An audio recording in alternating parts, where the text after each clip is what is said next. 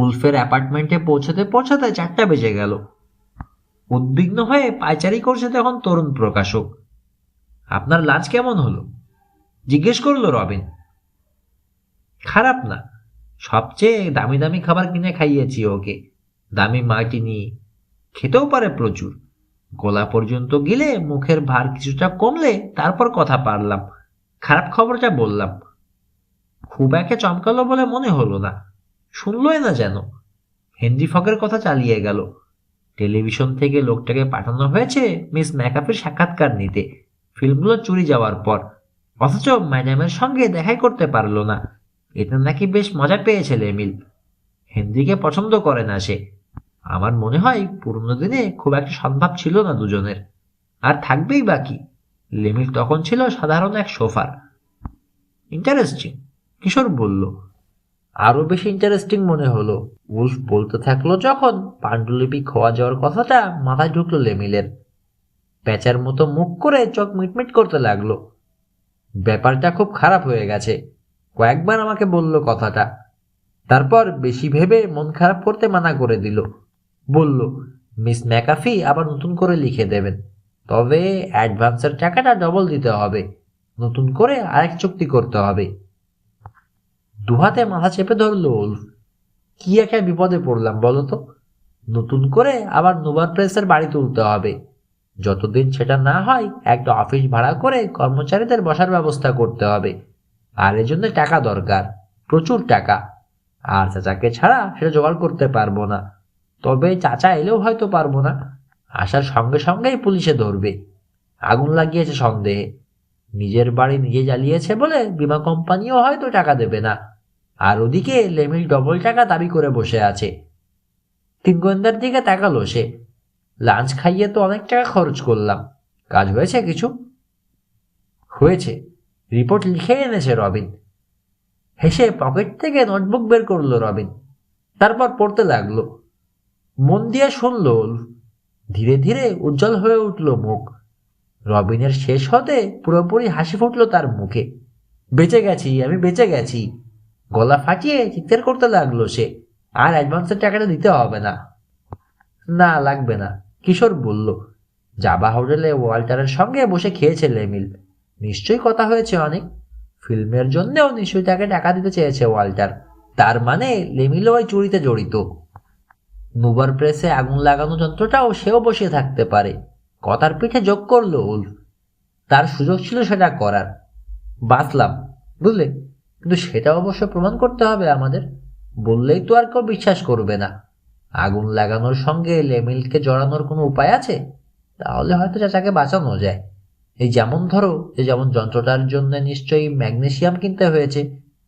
কোন দোকান থেকে কে কিনলো এটা বের করা যায় না? কোনোখান থেকে তো নিশ্চয়ই জোগাড় করেছে। খুশি হয়ে উঠল কিশোর। অনেকগুলো ব্যাপার পরিষ্কার হয়ে গেছে। আপনার অ্যাপার্টমেন্টটা একটু খুঁজে দেখবেন? খুঁজবো? সোজা হয়ে গেল উলফ। কেন, কি পাওয়া যাবে? ম্যাগনেসিয়াম। কি বলছো তুমি? তুমি এখনো ভাবছো চাচাই কাজ করেছে? দেখো, আমি জানি আমার চাচার মতো ভালো মানুষ হয় না, লোকে যাই বলুক, এরকম একটা অন্যায় সে করতেই পারে না। আমিও জানি পারেন না। স্থির হয়ে দাঁড়িয়ে আছে কিশোর, এমন ভঙ্গিতে মাথা কাত করে রেখেছে যেন পাশের ঘরের কথা শুনছে। একটা ব্যাপার সারাক্ষণই আমাকে খুঁচিয়েছে এ কেসের, যেটা ধরি ধরি করেও ধরতে পারছিলাম না। এখন জানি আমি সেটা কি, দেখেও দেখিনি আগে। আসলে দুটো ব্যাপার মিস করেছি। প্রয়োজনের সময় খতিয়ে দেখে নেব। প্রমাণ ওখানেই রয়েছে, আমি জানি আছে। নিজের মনেই ভাবছে এখন কিশোর পাশা। কৈফিয়ত দেওয়ার মতো করে বলল মোসা। কিশোরের খাপ ছাড়া কথা বুঝতে না পেরে হাঁ করে তার দিকে তাকিয়ে রয়েছে উলফ। সব ঠিক হয়ে যাবে। উলফকে আসার কথা শোনালো রবিন। কিশোরের স্মৃতিটাকে আমরা ফটোগ্রাফিক মেমোরি বলি। কিছু দেখলে কিংবা শুনলে আর কখনো ভোলে না। সময় হলে কম্পিউটারের মতো স্মৃতির ভাড়ার থেকে ঘেটে ঠিক বের করে আনা দরকারি জিনিসটা। অ্যাপার্টমেন্টটা খোঁজা দরকার, কিশোর বলল। আপনার চাচার ঘর থেকেই শুরু করা যাক। করো, উলফ বলল, যদি লাভ হয়। বড় বেডরুমটায় ওদেরকে নিয়ে গেল সে। দক্ষিণমুখ জানালা, সোজা আলমারির কাছে চলে এলো কিশোর। স্লাইডিং ডোর এটার। ঘরের এক পাশের প্রায় পুরো দেয়ালটাই জুড়ে রয়েছে। টেনে দরজা সরালো সে। ডজন ডজন চমৎকার ছাটের জ্যাকেট দেখা গেল, আর অসংখ্য চকচকে জুতো। জ্যাকেটগুলোর পকেট হাতাতে শুরু করলো কিশোর।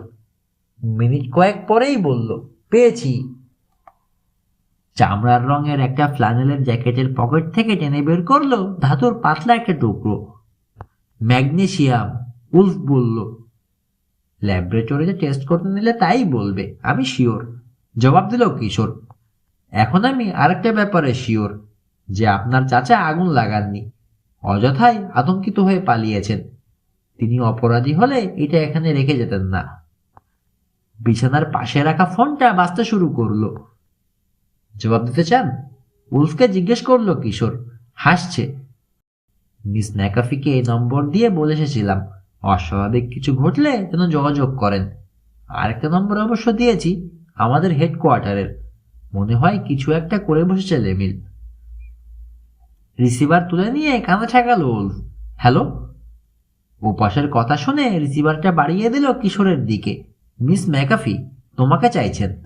ওপাশের কথা শুনতে শুনতে হাসি ছড়িয়ে পড়ল কিশোরের মুখে। ভালো হয়েছে মিস ম্যাকাফি, অবশেষে বলল সে। এরকম কিছুই আশা করেছিলাম আমি। লিমেল যদি কিছু খেতে দেয়, নিয়ে খাওয়ার ভান করবেন। মিস ফিউজকেও হুঁশিয়ার করে দিন। লিমিল যখন লোক ঢোকাবে, দুজনেই সতর্ক থাকবেন। আর অবশ্যই আপনারা ঘুমের ভান করে পড়ে থাকবেন।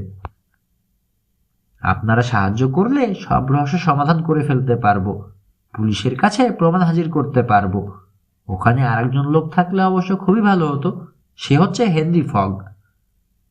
টেলিফোনে কিশোরের সঙ্গে কি কথা হচ্ছে, শুধু তার কথা শুনে কিছু বুঝতে পারলো না ঘরের অন্যরা। মাথা ঝাঁকালো সে। হ্যাঁ, কোনো অসুবিধাই হবে না তাতে। হার্ভে ভিডিওতে খোঁজ নিলেই ওরা আপনাকে ফগের সঙ্গে যোগাযোগ করিয়ে দেবে। তাকে বলবেন মেমোয়ার্সে তার ব্যাপারে কিছু লিখেছেন আপনি।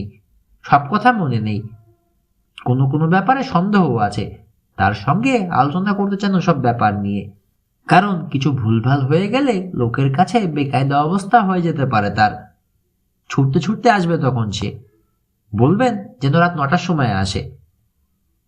ওপাশের কথা শুনতে লাগলো কিশোর। মাথা ঝাঁকালো, হাসলো। ফাইন, আমরা চলে আসব। খেয়াল রাখবেন আপনার কুত্তাটা যেন ছাড়া না থাকে। রিসিভার রেখে দিল সে। চার্লি নামে একজনকে ফোন করেছিল লেমিল। মিস ম্যাকাফি শুনে ফেলেছেন। আজ রাতে লোকটাকে আসতে বলেছে সে। টাকা নাকি রেজি রাখবে। চার্লস গুড ফেলো, বলে উঠল মুসা। মনে হচ্ছে। আর মিস ম্যাকাফি যদি হেনরি ফগকে আনতে পারেন, একসাথে সবকিছুই সুরাহা করে ফেলতে পারবো আমরা। জি ফগ আর গুড ফেলোকে একসাথে দেখতে ভালোই লাগবে আশা করি। তা তোমরা কে কে আসতে চাও? জিজ্ঞেস করছো কেন আবার? যাবই তো আমি, মুসা বলল। উলফ বলল, আমাকে নেবে? নিশ্চয়ই, আপনার চাচাকে নিয়ে আসা দরকার। খুব খারাপ সময় যাচ্ছে ভদ্রলোকের, পুরো ব্যাপারটা তারও দেখা দরকার। চমৎকার হবে। তা চাচাকে পাবে কোথায়?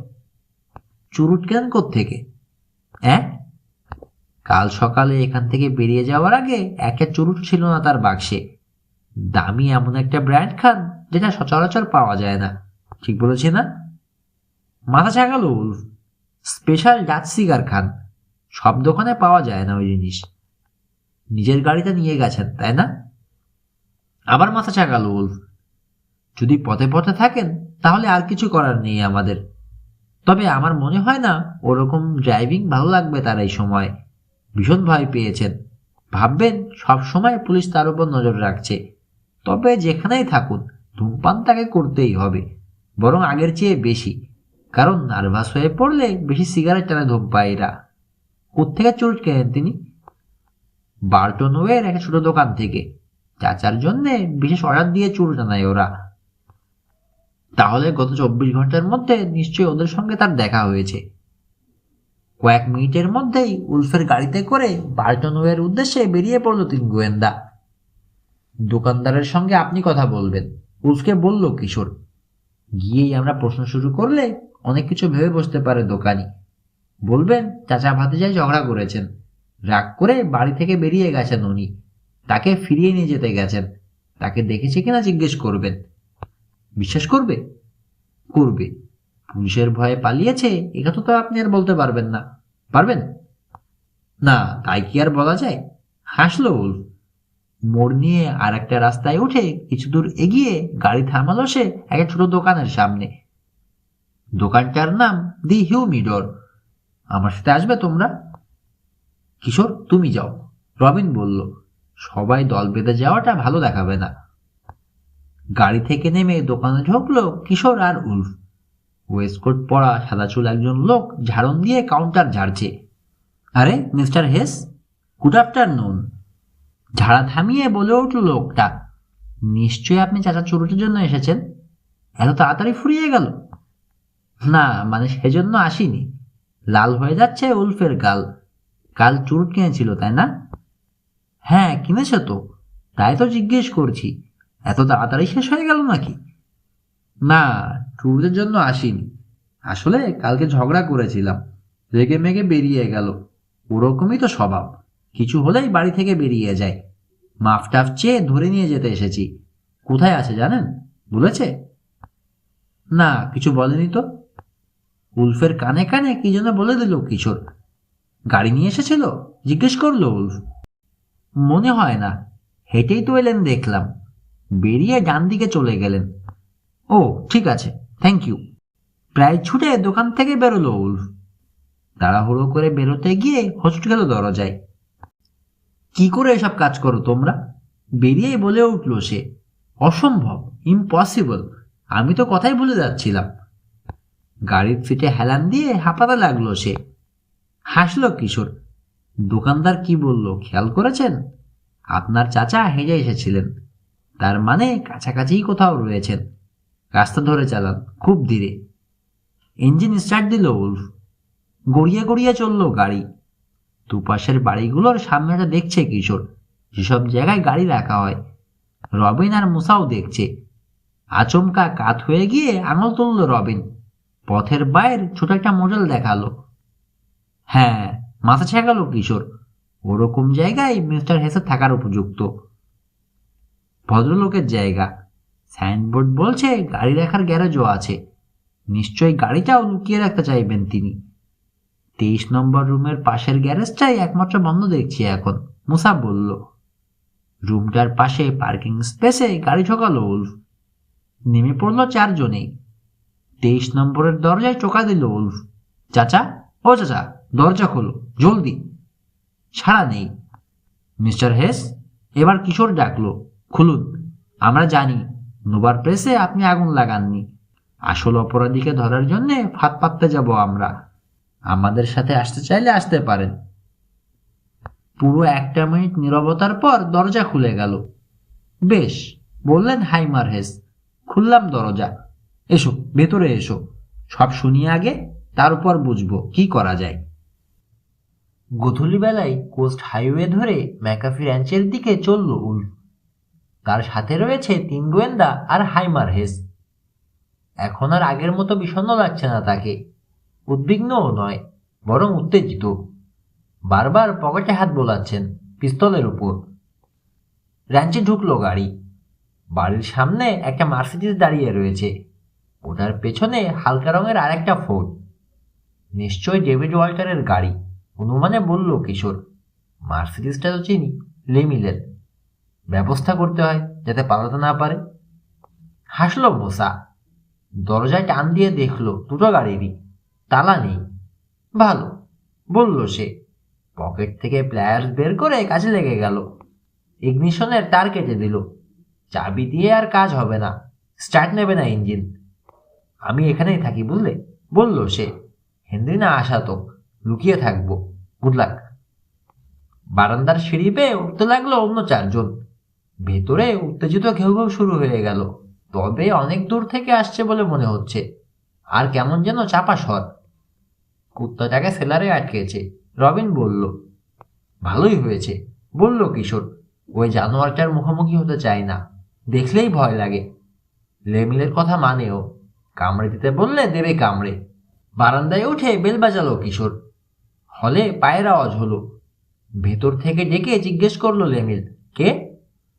চেঁচিয়ে জবাব দিল কিশোর, মিস্টার ডিভের সঙ্গে কথা আছে। দরজা খুলে গেল। তাকিয়ে রয়েছে লেমিল। মিস্টার হাইমার হেস আপনার সঙ্গে কথা বলতে চান, কিশোর বলল। আর মিস্টার এলিনোর হেসও, সেজন্যই এসেছেন দুজনে। সরে জায়গা করে দিল কিশোর। তার পাশে এসে দাঁড়ালো উল্ফ। লেমিলকে বলল, খবর না দিয়ে হুট করে চলে এলাম, সরি, কিন্তু আসাটা জরুরি ছিল। দরজায় বাধা হয়ে দাঁড়ালো লেমিল। কি হয়েছে?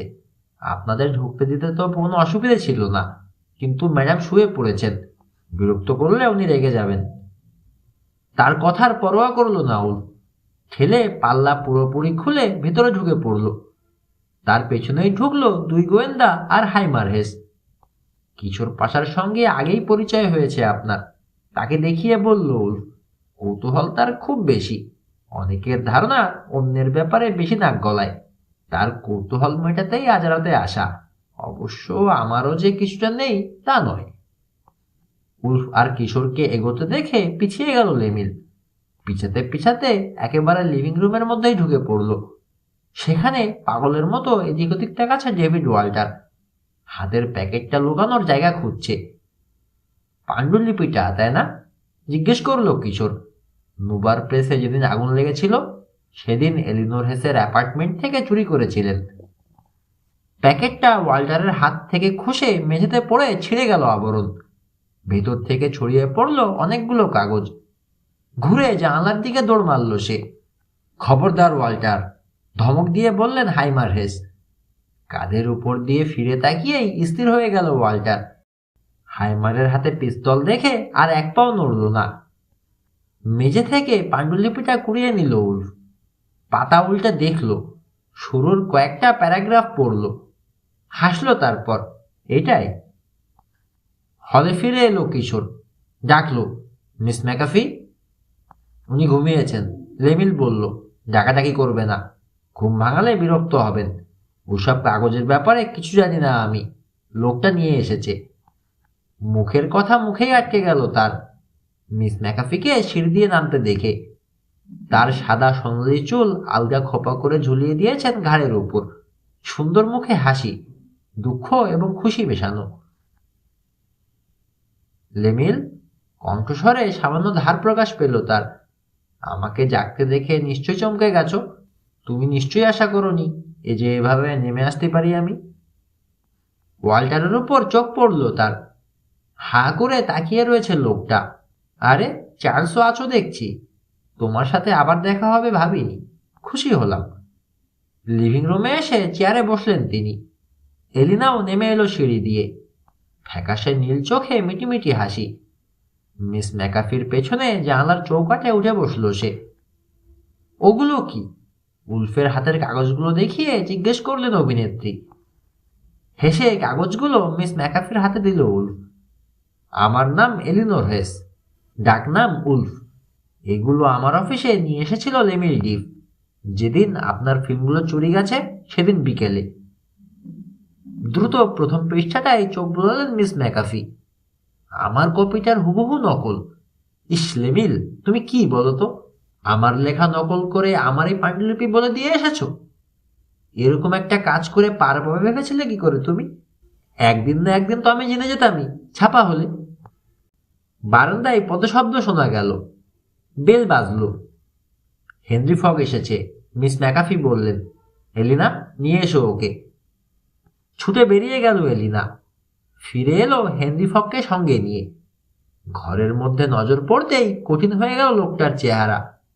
মিস ম্যাকাফির কাছে এসে সামান্য মাথা নুইয়ে সম্মান জানালো। আজকে পার্টি দিচ্ছেন আপনি, একথা কিন্তু বলেননি, ফগ বলল। বহু বছর পর দিলাম, মিস ম্যাকাফি বললেন। বসো। হ্যাঁ, পরিচয় করিয়ে দিই, ও কিশোর পাশা। আগেও বোধহয় দেখা হয়েছে তোমার সাথে।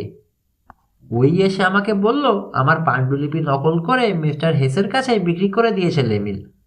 আমার ধারণা তারপর সেটা চুরি করানোর ব্যবস্থাও সেই করিয়েছে। ঠিক বললাম না কিশোর? হ্যাঁ, তাই ঘটেছে, জবাব দিল কিশোর। গল্পটা খুলেই বলি, এর অনেকটাই আমার আন্দাজ, তবে আশা করি সেটা যাচাই করে দেখে নিতে পারবো। কিছুদিন আগে হঠাৎ করেই চার্লস গুডফেলো ওরফে ডেভিড ওয়াল্টারের সঙ্গে দেখা হয়ে যায় লেমিল ডিফের জাভা আইলস রেস্টুরেন্টে। ওখানেই জানতে পারে ওয়াল্টার একটা প্রকাশনা সংস্থায় কাজ করছে। লেবেলের মগজ শয়তানি বুদ্ধিতে ঠাসা, সারাক্ষণই অন্যায়ভাবে টাকা রোজগারের চিন্তায় থাকে। তার মাথায় এলো মিস ম্যাকাফির পাণ্ডুলিপি নকল করে বিক্রি করে দেওয়ার বুদ্ধিটা। একই সাথে বইটা প্রকাশ করা ঠেকানোর প্ল্যান করলো, কারণ তার জানা আছে এভাবে অন্যের জিনিস চুরি করে এনে ছাপা যায় না, কথাটা জানাজানি হবেই। লেবেল ঠিক করলো পাণ্ডুলিপি জমা দিয়ে অ্যাডভান্সের টাকাটা মেরে দেবে সে, তারপর ওটা চুরি করে নিয়ে গিয়ে নষ্ট করে ফেলবে। উলফের কাছ থেকে চুরি গেলে সেও কিছু বলতে পারবে না, বরং নরম হয়ে থাকবে লেমিলের কাছে। তারপর সুযোগ মতো মিস ম্যাকাফিকে বুঝিয়ে শুনিয়ে উলফের কাছেই আসল পাণ্ডুলিপিটা আবার বিক্রি করবে লেমিল। প্রথম কপিটা চুরি যাওয়াই এমনিতেই অপরাধী হয়ে থাকবে উলফ নিজের কাছেই, দ্বিতীয়টা তখন ডবল অ্যাডভান্স দিয়ে নিতেও আপত্তি করবে না। গুডফেলোর সঙ্গে আলাপ করলো লেমিল, রাজি হলো গুডফেলো। হলো মানে বাধ্য হলো আর কি। তাকে ব্ল্যাকমেল করলো লেমিল, ভয় দেখালো রাজি না হলে তার আসল পরিচয় হেসের কাছে ফাঁস করে দেবে সে। সে যে একবার মিস ম্যাকাফির হার চুরি করে ধরা পড়েছিল বলে দেবে। চোরকে তখন আর চাকরিতে রাখবেন না হেস। তারপর এলো কিভাবে পাণ্ডুলিপিটা নষ্ট করবে সেই প্রশ্ন। নুবার প্রেসে আগুন লাগিয়ে দিল গুডফেলো। তারপর যখন জানলো যে আগুনে পড়েনি পাণ্ডুলিপিটা, উলফের কাছে রয়ে গেছে, তখন গেল তার বাড়িতে চুরি করার জন্যে। উলফের ডেস্ক থেকে চাবি চুরি করে নিয়ে গিয়ে ডুপ্লিকেট বানিয়ে রেখেছিল আগেই, আমি শিওর। জাত চোর লোকটা, স্বভাবই ওরকম। কোথাও মূল্যবান কিছু আছে ভাবলে আর সিন্ধু কালমারের চাবি পেলে ডুপ্লিকেট বানিয়ে রাখবেই, পরে কাজে লাগানোর জন্যে। এই ক্ষেত্রেও তাই হয়েছিল আমার বিশ্বাস। ওষুধের কোম্পানিতে কাজ করতো সে, নিশ্চয়ই সেখানকার চাবিও ছিল তার কাছে। কাজেই গিয়ে স্টোর রুম খুলে ম্যাগনেসিয়াম চুরি করে আনতে অসুবিধা হয়নি। বোকামিটা করেছে মিস্টার হেসের উপর দোষা চাপাতে গিয়ে, তার জ্যাকেটের পকেটে ম্যাগনেসিয়ামের টুকরো রেখে বাড়াবাড়ি করে ফেলেছিল। মুখ তুললেন মিস ম্যাকাফি। আমার ফিল্ম চুরির সঙ্গে এর কি সম্পর্ক? ওই ডাকাতির তুলনায় পাণ্ডুলিপি জাল করাটা কোনো অপরাধী না। এগুলো থেকে $25 লাখ পেয়ে যেত ওরা। আজ বিকেলেই টাকাটা নিয়ে নিয়েছে মিস ম্যাকাফি, জানালো কিশোর। আপনি জানেন না, 6টার খবরে বলেছে $25 লাখ নোটের একটা প্যাকেট হলিউড বাউলের কাছে একটা পার্কিং লটে রেখে দিয়ে এসেছিল হার্ভে ভিডিওর প্রতিনিধি। তাকে বলে দেয়া হয়েছে ফোনে যেন ব্রনসন ক্যানিয়ন থেকে ফিল্ম ভর্তি ক্যানটা নিয়ে আসে, ওখানে রেখে দেয়া হবে। অবাক হয়ে গেছেন মিস ম্যাকাফি। সাংঘাতিক কাণ্ড। কিন্তু কিন্তু আজ বিকেলে তো লেমিল বাড়িতে ছিল। ফিল্ম চুরিতে লেমিল জড়িত নয়, কিশোর বলল। তাতেও সাহায্য করেছে ডেভিড ওয়াল্টার। আসল হোতা হচ্ছে হেনরি ফগ। পাগল হয়ে গেছে, চিৎকার করে বলল ফগ। জবাব দিল না কিশোর। হলে গিয়ে ঢুকে দরজা খুলে দিল, এসো। আবার লিভিং রুমের দরজায় এসে দাঁড়ালো সে, পাশে মোসা। অবাক হয়েছেন? ফগের দিকে তাকিয়ে ভ্রু নাচালো কিশোর। হওয়ারই কথা, কারণ তাকে গাড়ির ট্যাঙ্কে আটকে ফেলে এসেছিলেন। ভেবেছিলেন মরে গেছে না, কিংবা কোনো হাসপাতালে মৃত্যুর সঙ্গে লড়াই করছে। পাগল, এক বদ্ধ উন্মাদ তুমি, ফগ বলল। এখানে আর থাকছি না আমি, শুধু শুধু অপমান হতে হবে। আপনি থাকলেই আমরা খুশি হব। পিস্তল দেখালেন হাইমার হেস। চেয়ারে বসে পড়ল ফগ, কোলের উপর হাত। বেশ, বাধ্য করলে আর কি করব। হাসলো উলফ। হয়েছে কিশোর, বলে যাও। ঘরের ভেতরে ফিরে এলো কিশোর। সেদিন তার অফিসে গিয়েছিলাম, হেনরিকে দেখালো সে। সে বলল ড্রাগ অ্যাবিউজের উপর গবেষণা করছে, টিভি সিরিয়াল করার জন্যে। বলেছে খোঁজ পেয়েছে কিছু ওষুধ কোম্পানি নাকি ড্রাগ স্মাগলিংয়ে জড়িত। আমার মনে হয় ওসবের খোঁজ খবর করতে গিয়েই ওয়াল্টারের সঙ্গে তার পরিচয়। তখন ওষুধ কোম্পানিতে চাকরি করতো ওয়াল্টার। লেমিল ডিফের মতোই হেনরি ফকও চিনতে পারলো তাকে। জানে মিস ম্যাকাফির হার চুরি করতে গিয়ে ধরা পড়েছে সে চোর।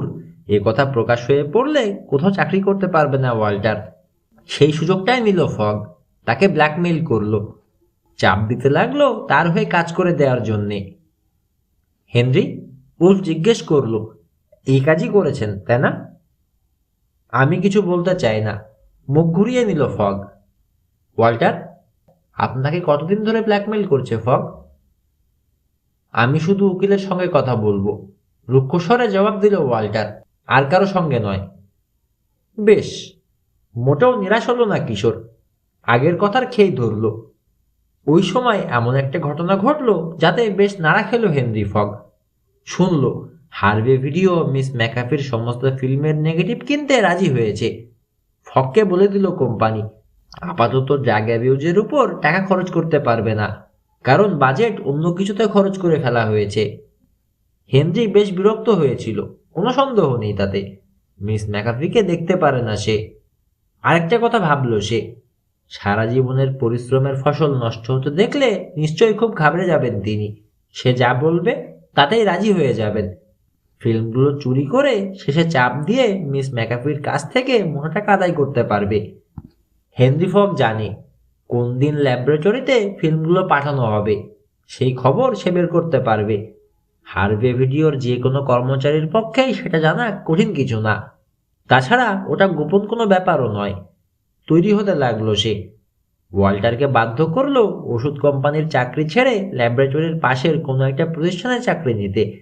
প্রথমে রাজি না হলেও শেষে যখন ওয়াল্টার দেখলো যে নুবার প্রেসে বেশ বড় পোস্ট চাকরি পাচ্ছে, লুফাই নিল সে। ল্যাবরেটরিতে এলো ফিল্মগুলো। আগে থেকেই নজর রেখেছে ওয়াল্টার। ততদিনে তার জানা হয়ে গেছে ল্যাবরেটরির কর্মচারীদের কাজের শিডিউল। দেখেছে বেশিরভাগ কর্মচারী বিকেল 5টার পরে বেরিয়ে যায়। যেদিন ডাকাতি করলো সেদিন অফিস ছুটির পর বেরিয়ে গিয়ে হেনরি ফগের সঙ্গে মিলিত হলো সে। দুজনে মিলে ঢুকে পড়লো ল্যাবরেটরিতে। টেকনিশিয়ানকে পিটিয়ে বেহুশ করে ফিল্মগুলো গাড়িতে তুলে নিয়ে পালিয়ে গেল। সেদিন বিকেলটা খুব ব্যস্ত থাকতে হয়েছে ওয়াল্টারকে, কারণ সেই দিনই নুবার প্রেসে পাণ্ডুলিপি নিয়ে গেছে লেমিল। ডাকাতি করার সুবিধের জন্য আগুন লাগানো যন্ত্রটা পাততে হয়েছে। তারপর ফিল্ম চুরি করে রেখে এসে খোঁজ নিতে হয়েছে পাণ্ডুলিপিটা পড়েছে কিনা। পড়েনি শুনে ছুটে যেতে হয়েছে উলফের বাড়িতে চুরি করার জন্যে।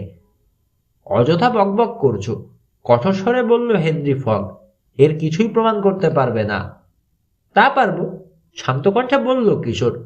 প্রথমে বেশ অসুবিধায় পড়ে গিয়েছিলাম, বুঝতে পারছিলাম না কিছু। তারপর সব খাপে খাপে মিলে গেল। ফিল্ম চুরি করেছেন যে রাতে, সে রাতে এখানে এসেছিলেন আপনি লেমেল ডিফের সাক্ষাৎকার নিতে। বলেছেন ডাকাতিটা করেছে দুজন লোকে, কথাটা ঠিক। কিন্তু কি করে জানলেন যে দুজনেই করেছে? আপনার তো জানার কথা না। পুলিশ পর্যন্ত জানতো না তখনও, কারণ টেকনিশিয়ানকে বেহুশ করে ফেলেছিলেন। সে ছাড়া ডাকাতির আর কোনো সাক্ষী ছিল না। পুলিশ সে খবর জানার অনেক আগেই লেমিল আর আপনার সাক্ষাৎকার রেকর্ড হয়ে গেছে। শ্রাক করলো হেনরি। আমি আন্দাজ করে বলেছিলাম দুজন লোকে করতে পারে। তা না হয় বললেন, কিন্তু আঙুলের ছাপের ব্যাপারে কি যুক্তি দেখাবেন? আঙুলের ছাপ? কিসের আঙুলের ছাপ? আপনার। আপনি দেখেছেন ওয়াল্টারকে অনুসরণ করে স্যালভেজিয়ার্ডে গেছে মোসা। ফিল্ম ভর্তি গাড়িটা সরানোর প্রয়োজন ছিল ওয়াল্টারের, কারণ তাকে সন্দেহ করতে শুরু করেছে আরসন স্কোয়াড আগুন লাগানোর ব্যাপারে। মোসাকে দেখে আপনিও গেলেন ঘাবড়ে, পিছু দিলেন তার, শেষ করে দিতে চাইলেন ওকে।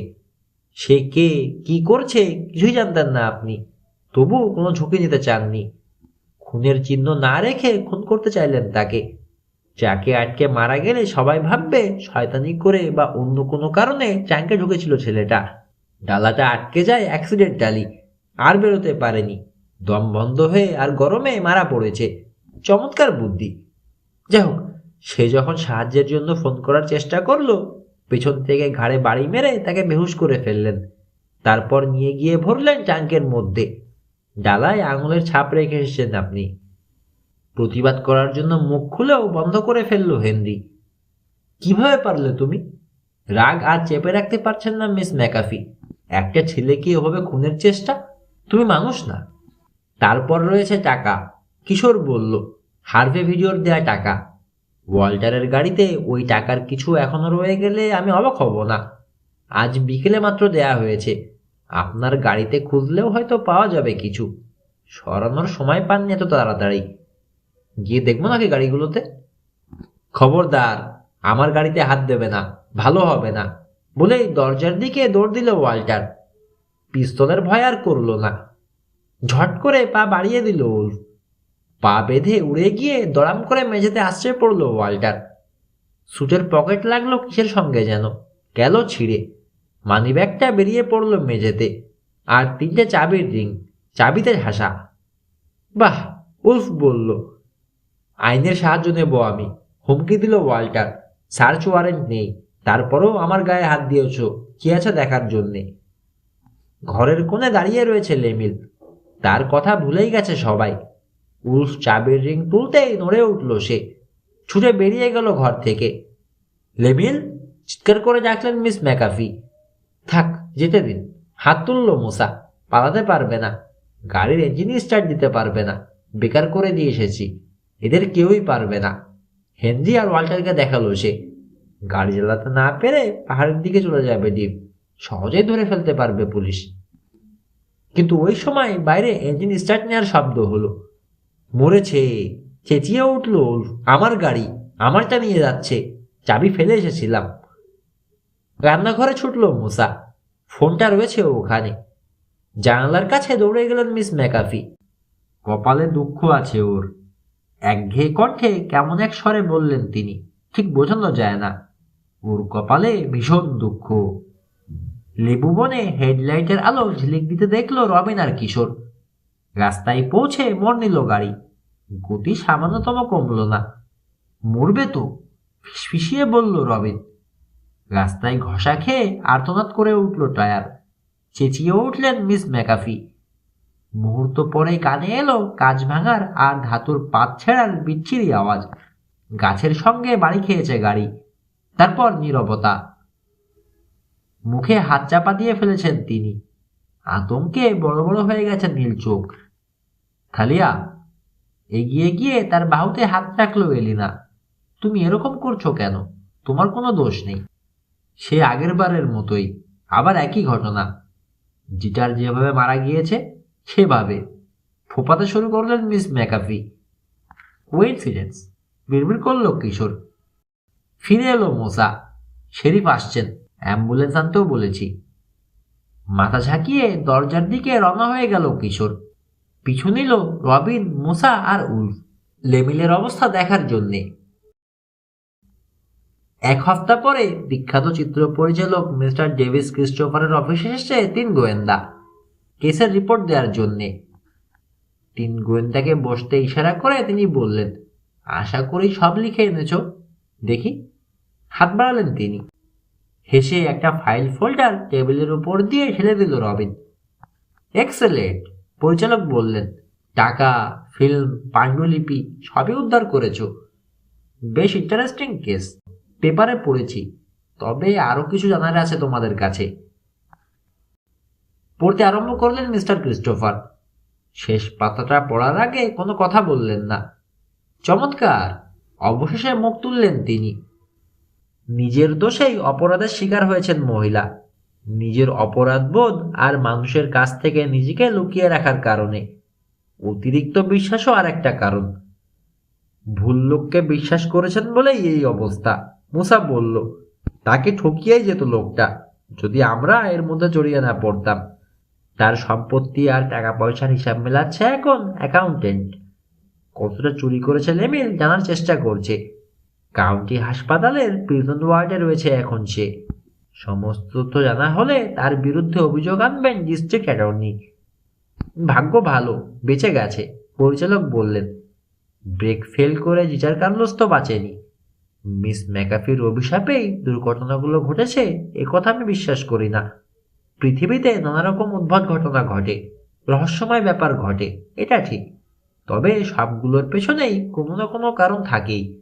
ভালো মতো খোঁজা গেলে জবাব বেরোতে পারে। ডাইনির অভিশাপে মোটর অ্যাক্সিডেন্ট? না, এ হতে পারে না। কিশোরা হাসলো। সেটা কোনোদিনই জানতে পারবো না আমরা। এলিনোর হেসের ধারণা তার গাড়িটা নিয়েছে বলেই অ্যাক্সিডেন্ট করেছে লেমিল। তার কথায় যুক্তি আছে। নতুন গাড়ি, যেটা চালানোই অভ্যস্ত নয় লেমিল।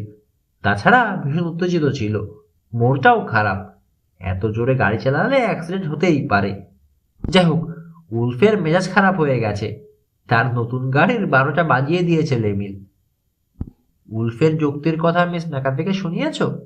ভালো করেছ, কিছুটা স্বস্তি পাবেন এদের নিয়ে। ভাবতে পারবেন তার অভিশাপে অ্যাক্সিডেন্ট করেনি জিটার আর লেমিলও। সেটা ভেবেই এখন মনকে শান্ত করার চেষ্টা করছেন তিনি। রবিন বলল, তার জাদু ক্ষমতা প্রয়োগ করে উলফকে ভালো করার চেষ্টা করছেন। ওই যে খালি হোঁচট খায়, আছাড় খায়, জিনিসপত্র ভেঙে ফেলে, এই সব। মিস ম্যাকাফির ধারণা এটা এক ধরনের রোগ। ইদানিং আর সে তত বেশি ওষুধ খাচ্ছে না, তাই মনে হয় ওষুধ কাজ করছে। আরও একটা কারণ হতে পারে, যে কারণে ভালো হয়ে যাচ্ছে, মুসাব বলল। তার চাচা হাইমার হেসো আর আগের মতো দুর্ব্যবহার করছেন না, ধমক ধমক মারছেন না, ফলে ঘাবড়ে যাচ্ছে না উল্ফ। সবার সঙ্গেই তিনি ভালো ব্যবহার অভ্যাস করছেন। আচ্ছা, প্রমাণ কি কিছু পাওয়া গেল? জিজ্ঞেস করলেন পরিচালক। ট্রাঙ্কের জ্বালায় হেনরি ফগের আঙুলের ছাপ পেয়েছে পুলিশ? হাসলো তিনজনেই। ওটা কিশোরের ধোঁকাবাজি, হাসতে হাসতে বলল রবিন। ফাঁকি দিয়েছে লোকটাকে। ও আশা করেছে বোকার মতো কিছু বলে বসে নিজেকে ফাঁসিয়ে দেবে হেনরি। আসলে গোলমালটা করে বসেছে ওয়াল্টার। দৌড়ে পালানোর চেষ্টা করেছে, তাতেও অবশ্য লাভ হয়েছে। পকেট থেকে চাবিগুলো বেরিয়েছে, তার মধ্যে উলফের অ্যাপার্টমেন্ট আর ওষুধ কোম্পানির স্টোরের চাবির ডুপ্লিকেটও ছিল। তার মানে ম্যাগনেসিয়াম কোত্থেকে এসেছে ঠিকই আন্দাজ করেছে কিশোর। ওটা ছাড়াও আরো প্রমাণ জোগাড় করে ফেলেছে পুলিশ, কিশোর বলল। হেনরির গাড়ির ট্যাঙ্কেই ছিল হার্ভে কোম্পানির দেয়া টাকাগুলো। এতই আত্মবিশ্বাস হয়ে গিয়েছিল লোকটার, টাকাগুলো অন্য কোথাও সরানোরও দরকার মনে করেনি। প্রথমে অ্যারেস্ট করা হয়েছিল, তারপর জামিনে মুক্তি দেওয়া হয়েছে। এত যে বন্ধুত্ব ছিল পুলিশের সঙ্গে, সব শেষ। কেউ তাকে সাহায্য করতে আসছে না। ওরা সব বুঝে ফেলেছে, ওদেরকে ব্যবহার করেছিল সে, কৌশলে। এতে সাংঘাতিক রেগে গেছে সবাই। ওয়াল্টার, যার আসল নাম চার্লস গুডফেলো, তার বিরুদ্ধে আগুন লাগানো, চুরি সহ আরো নানা অভিযোগ আনা হয়েছে। ওষুধ কোম্পানি একটা অডিট চালিয়েছে সে ধরা পড়ার পর। এতদিন কিছু সন্দেহ করেনি ওরা। হিসাবে বেশ কিছু কারচুপি ইতিমধ্যেই বেরিয়ে গেছে, সব গুডফেলো করেছে। চুরি করা একবার অভ্যাস হয়ে গেলে, পরিচালক মন্তব্য করলেন, আর ছাড়তে পারে না মানুষ। আচ্ছা, মিস ম্যাকাফের কি খবর বলো? তিনি ঠিক করেছেন ওভাবে নিঃসঙ্গ জীবন আর যাপন করবেন না, রবিন বলল। বুঝে গেছেন ওই জীবনে কোনো লাভ নেই, ক্ষতি ছাড়া। আবার বেরিয়ে এসেছেন তিনি বাইরের দুনিয়ায়। পরের শুক্রবার একটা পার্টি দেবেন। তার পুরনো বন্ধুদেরকে খবর পাঠিয়েছেন আবার জাদুচক্রে যোগ দেওয়ার জন্যে, যাদেরকে কাছাকাছি পেয়েছেন আর কি। আসবে নাকি? তোমার রিপোর্ট পড়ে তো মনে হলো জাদুচক্রের মহিলা সদস্যরা তাকে পছন্দ করে না। তা করে না, তবে কৌতূহল দমাতে পারেনি, বলল কিশোর। এত বছর পর মিস ম্যাকাফি দেখতে কেমন হয়েছেন, আচার আচরণে কতটা বদলেছে, দেখার খুব ইচ্ছে ওদের। তাই বলে দিয়েছে আসবে। এসে যা দেখবে চমকে যাবে, বলে দিতে পারি এটা। কারণ প্রায় কিছুই বদলায়নি মিস ম্যাকাফির। এসব দেখলে তাকে সত্যি সত্যি ডাইনি ভাববে ওরা, তবে ভালো ডাইনি আর কি। আসলে মাথা তুললেন পরিচালক। যে সাধারণ জীবনযাপন করেছেন তিনি, তাতেই এরকম সুস্থ থেকেছেন, ইয়াং থেকেছেন। বেশি জাঁকজমক জীবন ভালো না, স্বাস্থ্য এবং মন কোনোটাই টেকে না তাতে। ঠিক, তিনি বলেছেন খাবারই তাকে বাঁচিয়ে দিয়েছে। হিসেব করে মেপে মেপে খেয়েছেন, আজে বাজে জিনিস খাননি, তাতেই ভালো থেকেছেন। আমার বিশ্বাস মারাত্মক বিষ কাটালিটিকে খাবার হিসেবে বেছে নেননি তিনি, শুকনো কণ্ঠে বললেন পরিচালক। হেসে উঠল কিশোর। না, তিনি বলেছেন স্যাবাট অনুষ্ঠানে নাকি লাগে ওই জিনিস, খুব সামান্য পরিমাণে। যাই হোক, পার্টিতে তিনি আপনাকেও দাওয়াত করবেন, আমরা আসবো শুনেছেন, বলে দিয়েছেন। আপনার মত জেনে যেতে। আপনার কাজের খুব প্রশংসা করেন তিনি। রহস্য কাহিনী নিয়ে ছবি করার মতো এত বড় পরিচালক নাকি আর নেই। তো যাবেন নাকি হেলথ ফুড খেতে, নাকি ডাইনিদের সঙ্গে বসে খেতে ভয় পান? প্রস্তাবটা ভেবে দেখলেন পরিচালক, তারপর মাথা নাড়লেন। না, ডাইনির ব্যাপারে আমার কোনো ভয় ডর নেই, বিশেষ করে মিস ম্যাকাফের মতো সুন্দরী ডাইনির। কিন্তু যাবো না। মাপা সাধারণ খাবার খেতে আমার ভালো লাগে না।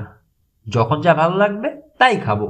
হিসেব করে খেলেও কি আর চিরকাল বেঁচে থাকবো বলো? যেতে পারলাম না বলে দুঃখিত আমি। আমার হয়ে মাফ চেয়ে নিও তার কাছে।